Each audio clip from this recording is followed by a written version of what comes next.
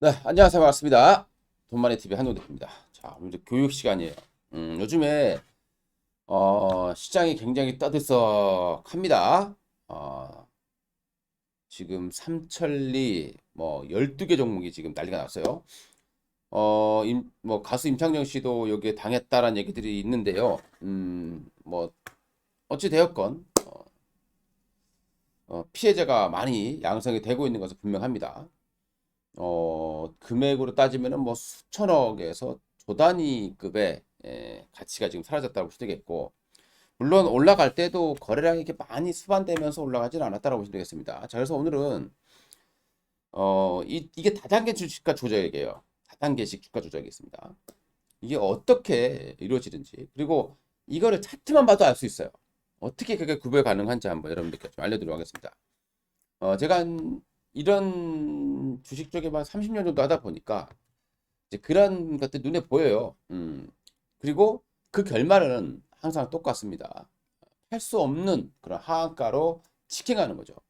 보통 이제 그런 것들이 하락을 시작하는 이유는 조사가 들어오는 거다. 그러니까 꼬리가 빌면 밟히는 거예요.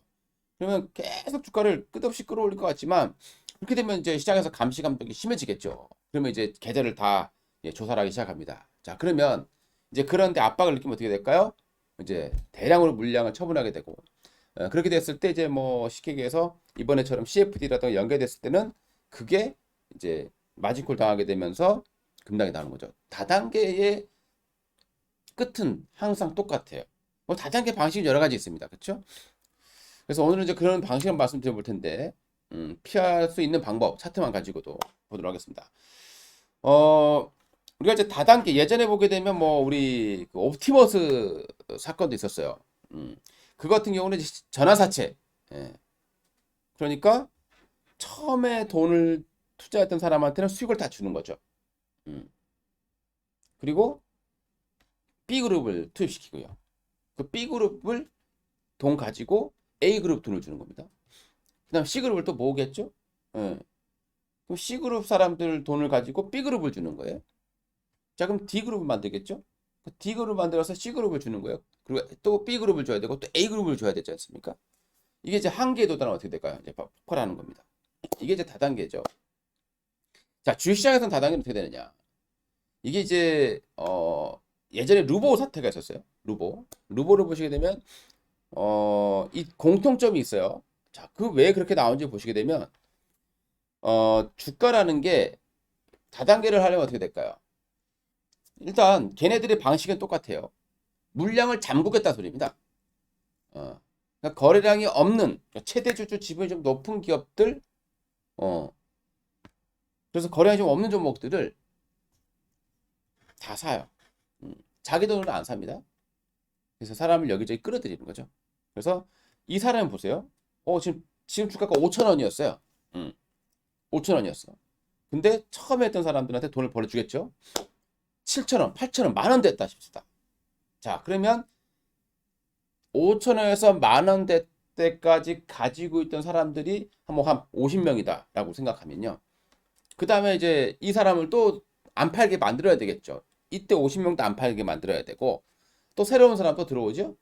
그 다음 또 주가를 끌어올리려면 5천 원에서 만 원까지 간 금액보다 더 많이 필요하죠. 만 원에서 2만 원 가려면 시가총액이 두 배가 늘어나는 거죠. 돈이 더 많이 들어와야 돼요.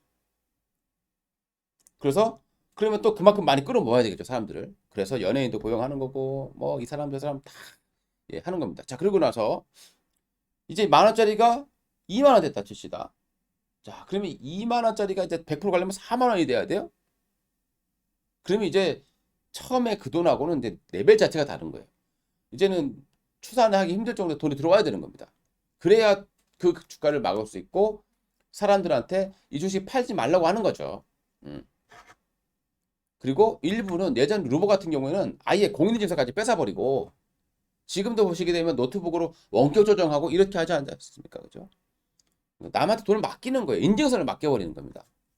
절대 하지 말아야 할 행동이 되겠죠. 아무튼 그런 행동이 나오게 되면서 계속 돈을 끌어모아요. 그러면 사람들이 소문 나잖아요. 모든 게 소문이 문제예요. 어, 여기저기서 돈 벌었다고 하지 않습니까? 와, 쟤네 매매 잘한다. 예. 그래서 돈을 다 맡기는 거죠. 그럼 그 돈은 어떻게 됩니까? 신용까지 쓰는 거예요.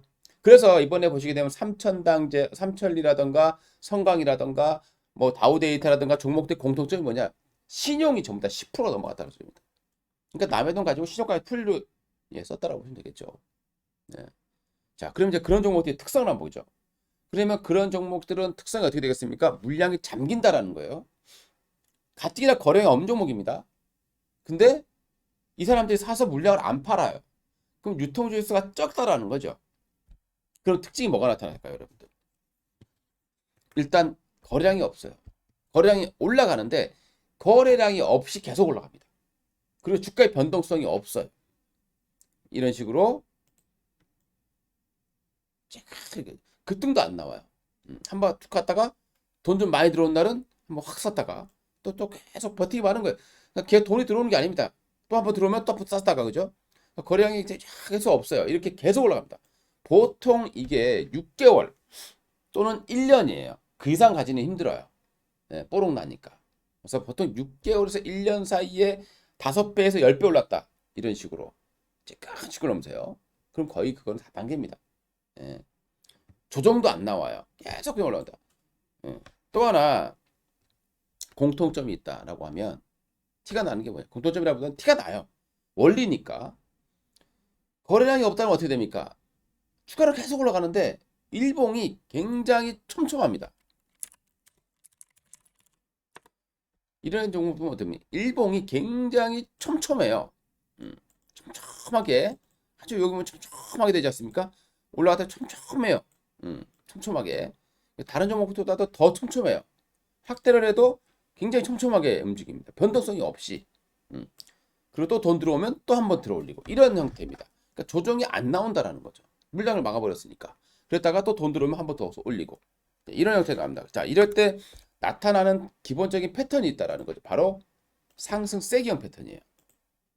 상승 세기형이라는 게 뭐냐면 주가 계속 올라가죠. 올라가다가요. 이렇게 고점이 높아지는데 저점이 같이 높아지는 거죠. 이런 식으로. 예. 그러면서 조정을 이런 식으로 가는 거예요. 자, 이게 이제 상승 세기형으로 갈 때가 이제 들어올 사람은 이제 다 이제 들어온 거예요. 이제 뒤를 막아줄 사람이 없는. 이제 시기에서 신규가 없다라는 겁니다. 신규가 없으면 폭발이죠. 모든 다단계는 신규로서 기존 걸 막지 못하면 폭발이에요. 그거 폭발은 그냥 파산입니다. 그러니까 여기도 마찬가지. 주식은 파산은 안 되겠지만 그냥 이 선이 깨지는 순간 팔 기회도 안 주고 대폭락이 나오는 거죠. 이게 이제 세기형으로 간다 이런 식으로 주가가. 그러면 일단 다단계일 가능성이 상당히 높다. 이렇게 보시면 되겠습니다. 그리고 이제 연속적으로 양봉이 계속 나오는 거예요. 주봉상 보시게 되면 연속 양봉이에요. 계속 양봉입니다. 그러니까 보통 6개월에서 1년 정도 사이에 5배, 10배 올랐다라고 하면 그런 경우는 거래량 없이요. 거래량도 없이. 특히 어떤 업황으로 가는 것도 아니고 그냥 망문 안에로 그냥 올라가는 거예요. 그래서 그렇게 되는 경우들이 다단계 주가의 기본적인 공통이다 이렇게 보시면 되겠습니다. 그러니까 계속 촘촘하다. 촘촘하게 계속 간다. 6개월 정도를.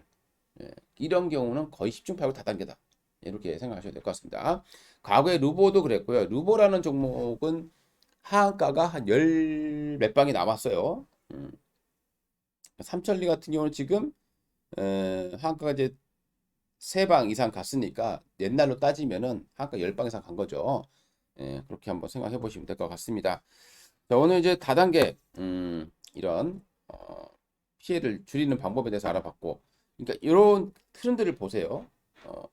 다단계는 급등 거래량 없이 안 빠지고 버텼다가 또 급등 또 안 빠지고 버티죠. 다단계잖아요. 다단계. 다단계. 그 끝은 어떻게 터지느냐? 세기형에 터진다. 세기형이라고 하는 것은 이렇게 뭔가 이렇게 나면서 고점이 한개 높아지면서 뭔가 이제 한 수렴이 만나는 거죠. 이렇게 수렴이 만나는 거예요. 우리가 이제 수렴이 만날 때 급등하는 수렴도 있는데 세기형은 저 밑에 이 하단이 깨지는 순간 걷잡을 수 없는 하락이 나오게 되는 거예요. 그러니까 이렇게 많이 올란 종목이 세기형이 나오기 시작했다라고 하면 굉장히 조심을 해야 된다라고 보시면 되겠고, 성광이랑 어쨌든 비슷한 어떤 패턴들이 나온 거죠. 계속 올라가는데 이렇게 뭐가 이제 끝이 나가는, 이제 끝이 나가는 거, 살 사람이 다 샀다라는 신호들이 발생하고 있는 겁니다. 그래서 깨지면서 이제 급락이 나오는 그런 모습이 발생한 거고요. 아무튼 주식을 하면서 이런 데 당하지 않기를 기원을 합니다. 배워 두셔야 당하지 않을 거고, 그리고 주식을 하면서 하나만 생각해 봅시다. 남한테 돈을 맡기시려고 하시는 분들, 저도 그런 유혹 많이 받아요. 수수료 얼마 드릴 테니까, 수익의 절반 드릴 테니까 매매 좀 해달라. 자, 여러분들 생각해 봅시다. 그냥 그 남의 돈을 받아서 하는 사람이 순수한 마음을 갖고 있는 사람이 있겠느냐라는 겁니다. 그래서 주식은 본인이 스스로 펀드를 만들어서 하시고, 너무 시장에만 쫓아다니지 마시고, 중장기 투자하신다면 성공할 수 있습니다. 스스로 다 할 수 있는 게 주식이에요. 자, 여러분들 파이팅 하시고요. 오늘 방송 마치겠습니다. 감사합니다.